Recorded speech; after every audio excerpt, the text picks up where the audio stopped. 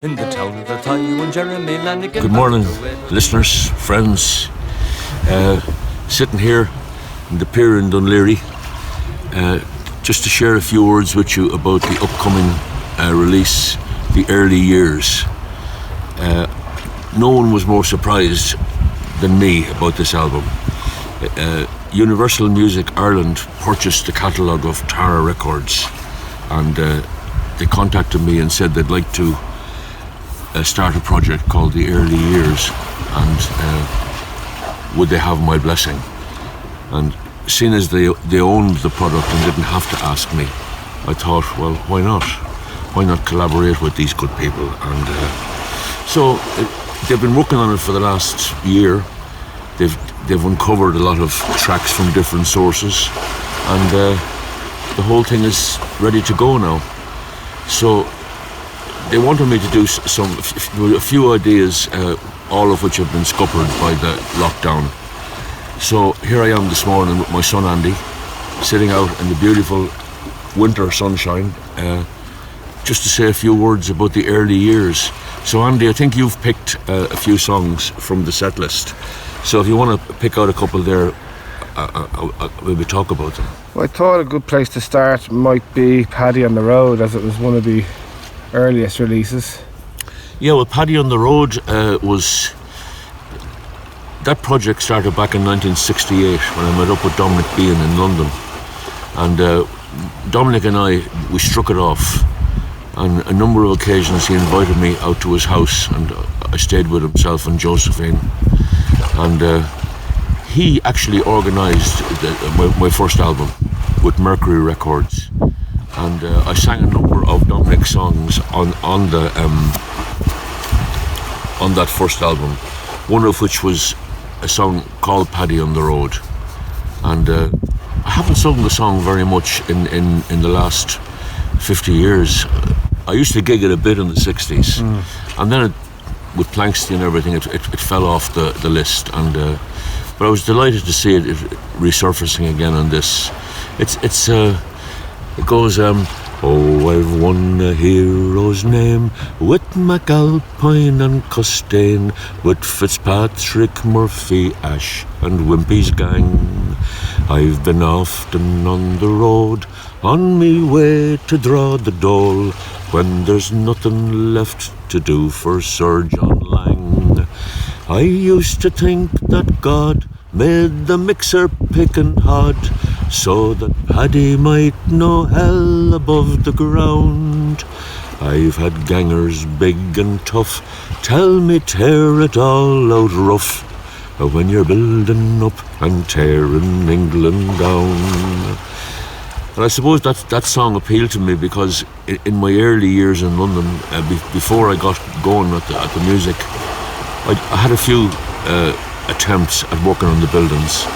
And indeed I worked for Wimpy's gang once, and another crew called Murphy's, the Green Murphy.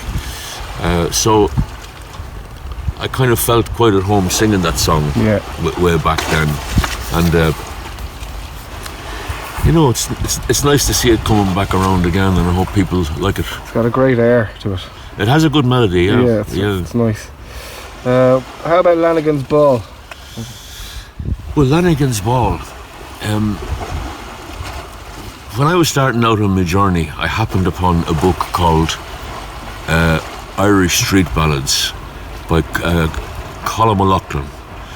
And there were two books published back in the 50s and 60s, Colm O'Loughlin's Street Ballads, and then a second edition called More Street Ballads.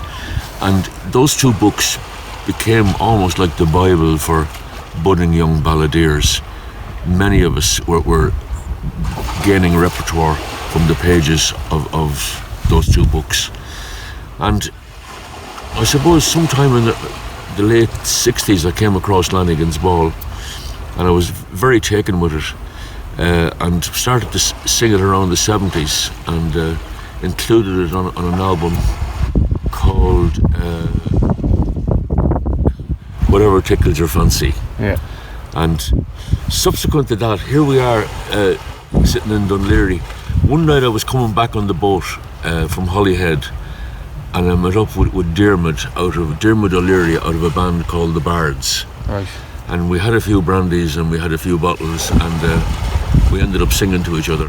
And I sang Lanigan's Ball to Dermot O'Leary, and he subsequently recorded it with the Bards, and they had a huge hit with it. So Dermot O'Leary really made the song famous. Yeah.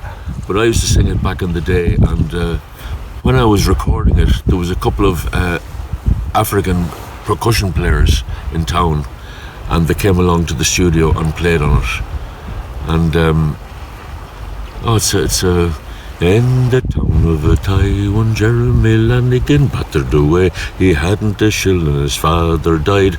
Left him a farm again, she stepped out and I stepped in again. I stepped out, she stepped in again. She stepped out, I stepped in again, learning to dance for Lanigan's Ball.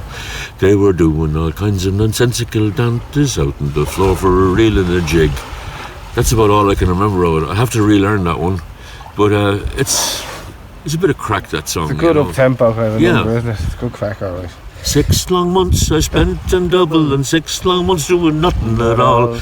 Long months I spent in Dublin and learning to dance for Lanigan's Ball. She stepped out.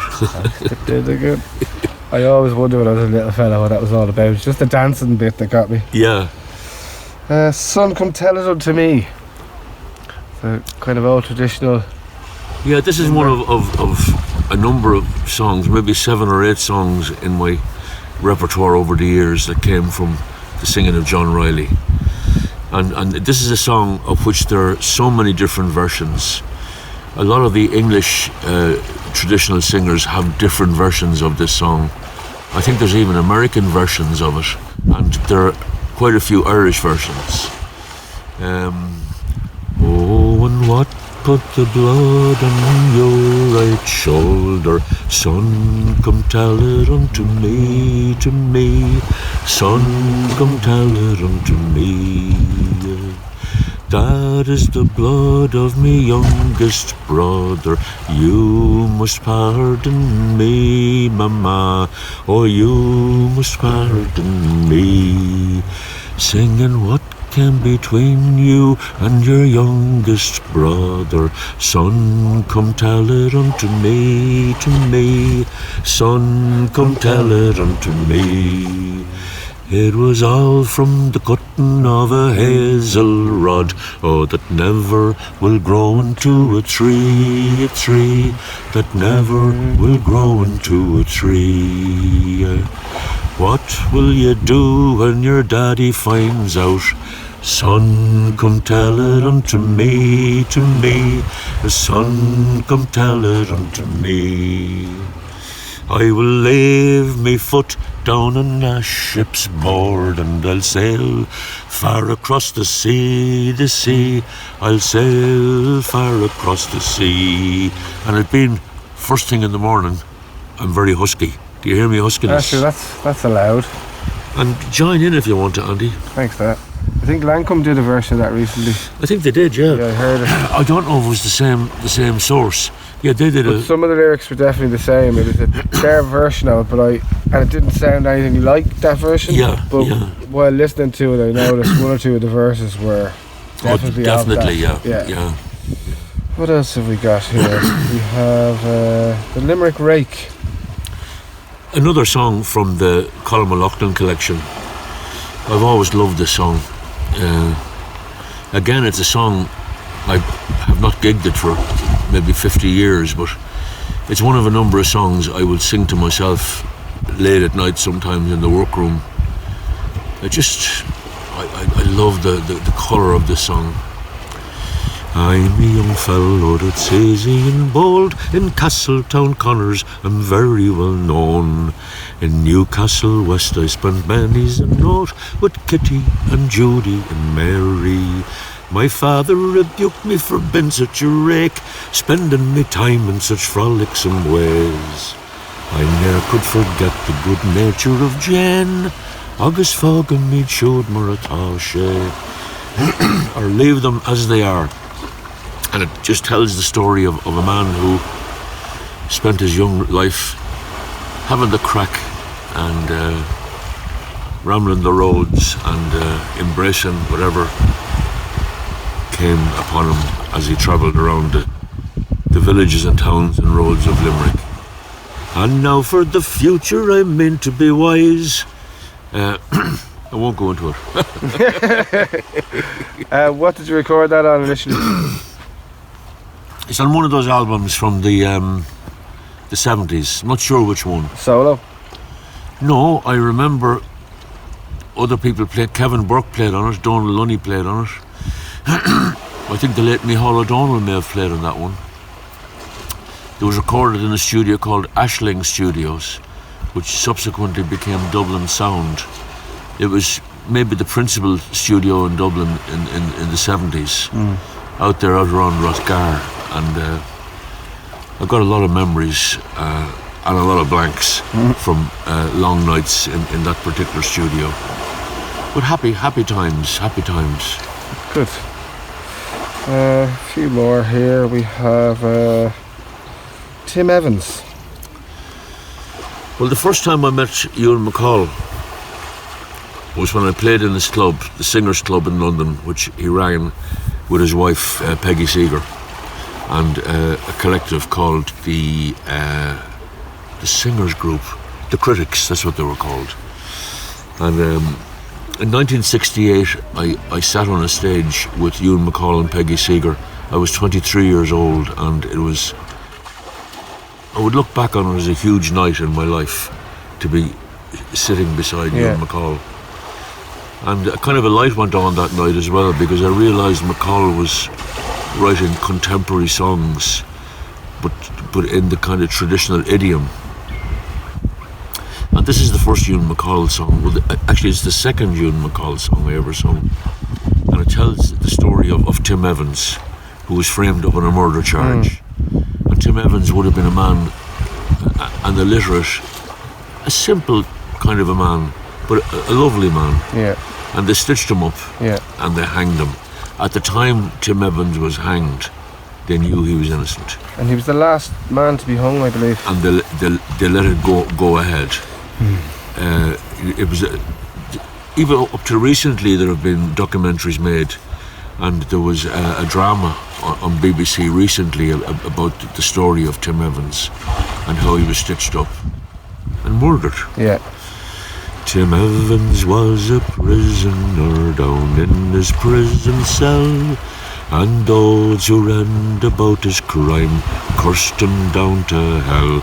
Oh, go down, you murderers, go down, for the killing of his Tim Evans walked around the yard, and the screws they walked behind. He saw the sky above the wall, but knew no peace of mind. Oh, go down, you murderer, go down. The governor came to his cell with the chaplain by his side, saying, your appeal has been turned down, prepare yourself to die. Oh, go down, you murderer, go down. They took Tim Evans to the place where the hangman did prepare. They tied the rope around his neck with the knot behind his ear. Oh, go down, you murderer, go down. 1,000 legs were screaming and banging on their doors. They knew Tim Evans was innocent, so all the other prisoners actually went into riot as he was being hanged to protest at his innocence.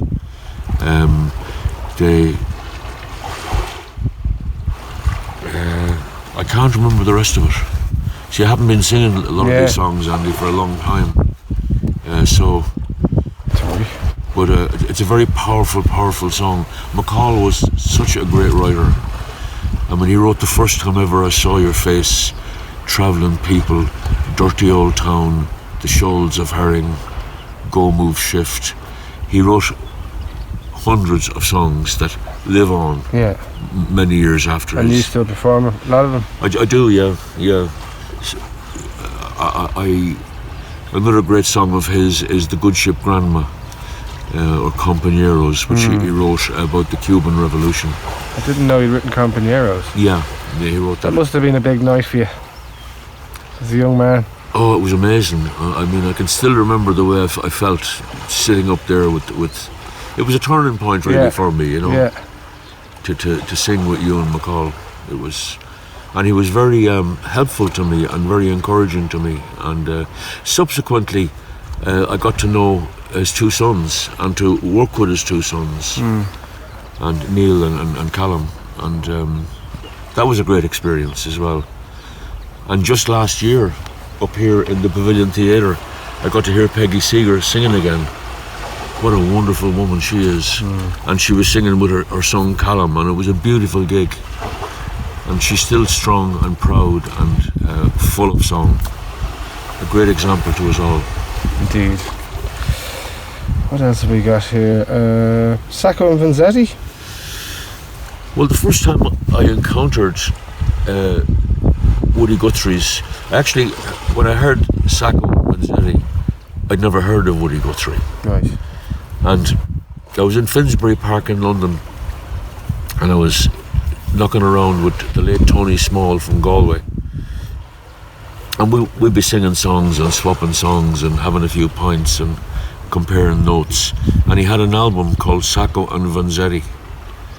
And this was an album that Woody Guthrie made, and all the songs on it were about the murder of Sacco and Vanzetti. And I just thought, what a powerful, powerful song.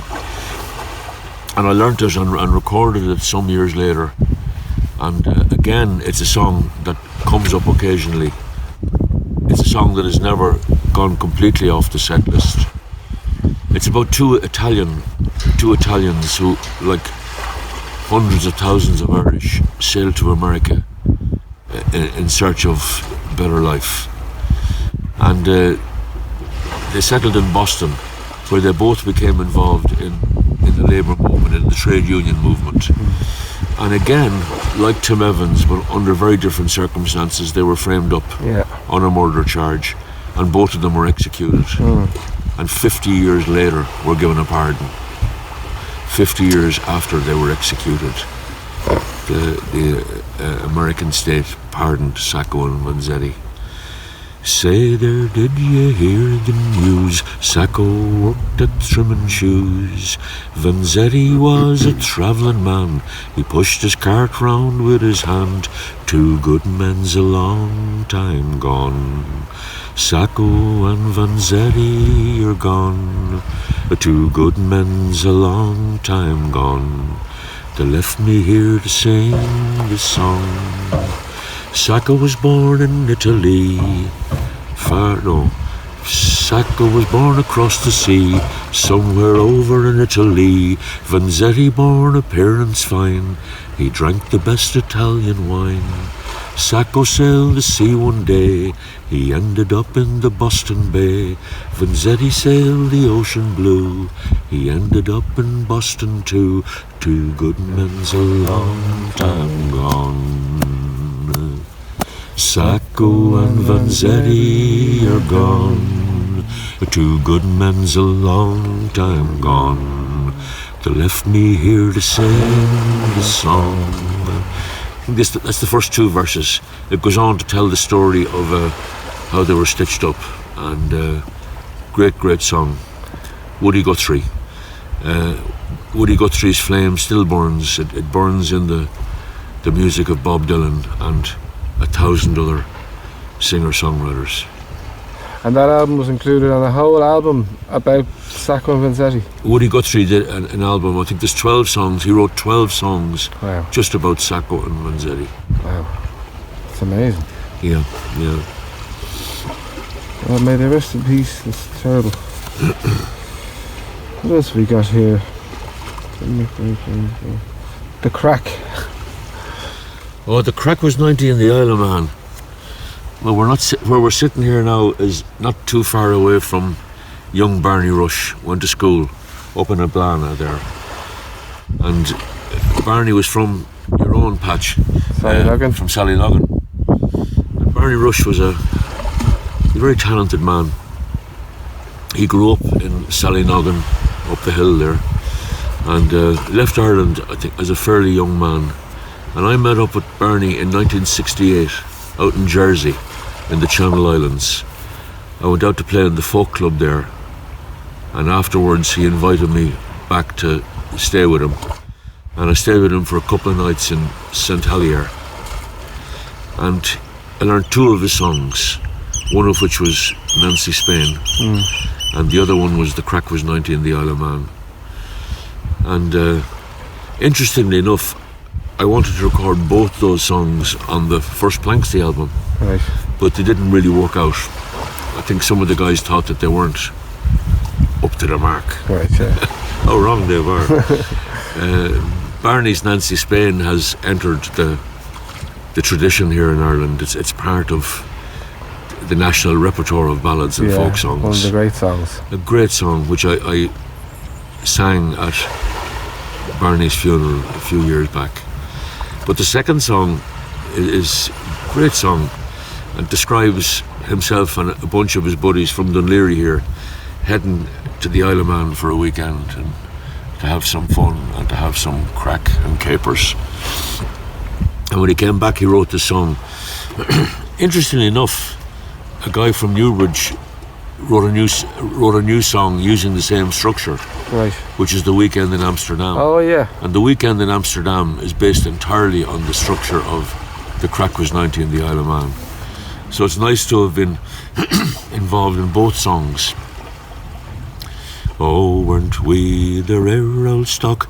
We spent the evening getting locked up in the Ace of Hearts, where the high stools were engaged. Over the butt bridge down by the dock, and the boat she sailed at 5 o'clock.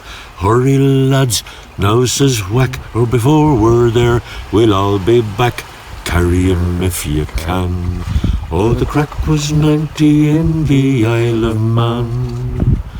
Before we left the Alexander base, the ding-dong we did surely raise. In the bar of the ship we had great sport as the boat it pulled out from the port. Landed up in the Douglas Head, inquired for the vacant bed. A dining room we soon got showed by a grand landlady up the road. Lads, eat it if you can. Oh, the crack was 90 in the Isle of Man. And then they land in the Isle of Man, and the song tells exactly what happened. The ructions. The ructions. So, how are we fixed? That's all the songs I've written here on the list. Well, it's a very interesting collection. What they've done is they based the collection, I think, on 5 different albums. And then they went out and started searching for some old footage. Yeah.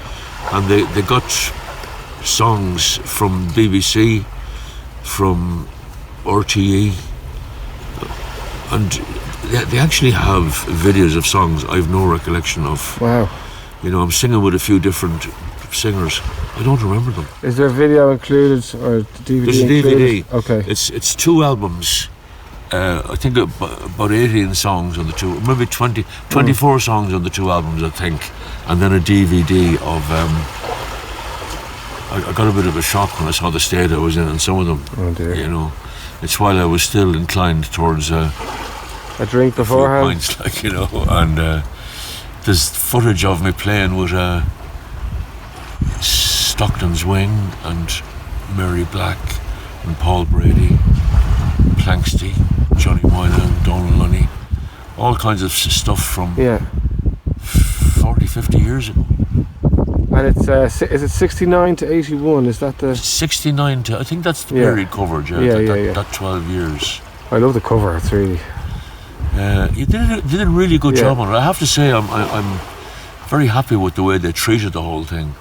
Like a couple of years ago, they produced a Planksty retrospective, and all of us in Planksty were very impressed by the care they took. Yeah, they put a lot of work into them. Like with some of these compilations in the past, a few compilations have been released, and it was horrible the way they were done. thrown together. Just thrown together and no consultation with the musicians at all. No care for the artwork. They wouldn't even ring you up and tell you they were doing it. You just hear it's out. Yeah. Yeah. Horrible, you know, but these people seem to have respect for... That's nice. For the players, you know. Yeah. And so fingers crossed. So anyway, anybody who sees this, if you get to hear it, I hope you enjoy it. And thanks, Andy. You're welcome. By the way, this is my son, Andy. Show them yourself there.